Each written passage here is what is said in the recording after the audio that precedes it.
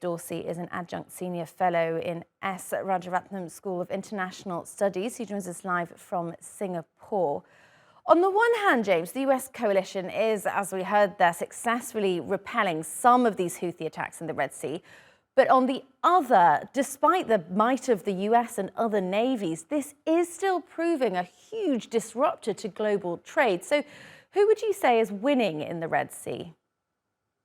Well, at this point, I would argue that the Houthis are winning because obviously, despite the US-led naval presence in the Red Sea, they are still capable of targeting ships. And as long as they're capable of doing that, that's a victory on their part.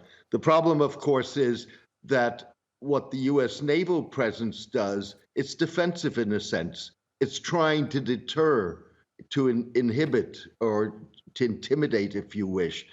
The Houthis aren't intimidated, which means that it would take far greater military and far more aggressive military action to stop those attacks. And that's not something that nobody, neither in the region or beyond the region, really wants.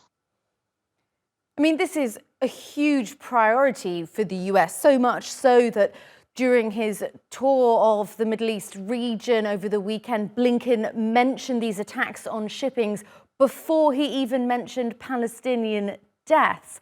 They're also proposing a motion to the United Nations Security Council to condemn these attacks. Will that make any difference if it passes?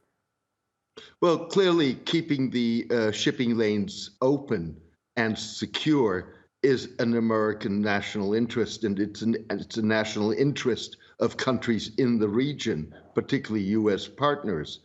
And so in that sense, yes, this is very important. I don't think that a UN Security Council resolution will make much difference.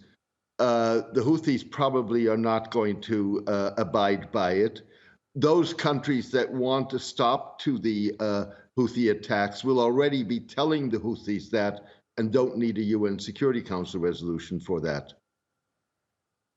I suppose then, what other leaders can the US pull? What else can they do to stop Houthis carrying out these attacks without risking further escalation?